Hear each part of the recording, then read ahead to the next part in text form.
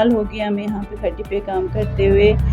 पहले ज़माने में खट्टी का काम होता था, वो सिर्फ हमारे यहाँ का ट्रेडिशनल वूल का जो बेड़ू है उसका धागे से बनता था।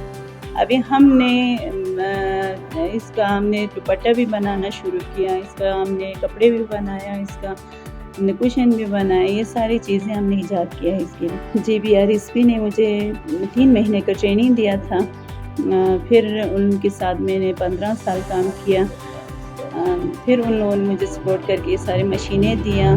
फिर मैंने खुद अपना स्टेप खोल के यहाँ पे दुकानें किराए पे लेके मैंने चीज़ें ला के मैंने खुद काम शुरू किया। अभी 4 साल हो गया मैं ये काम कर रही हूँ। यहाँ पे कपड़े बना रही हूँ, शाल बना रही हूँ, कुशन बना रही हूँ, मफलर बना रही हूँ।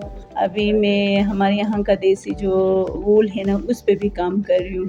कार बना रही हूँ, हमारे यहाँ का टोपी का वो बना रही हूँ। जो वास्किट है ना उसका भी हमने पट्टू भी बनाना शुरू किया हुआ है। मार्केटिंग इतना नहीं है यहाँ पे, सिर्फ टूरिस्ट आते हैं वो लेके जाते हैं। KRSP की तरफ से कोई एग्जीबिशन था, उसमें हमें अवार्ड मिला।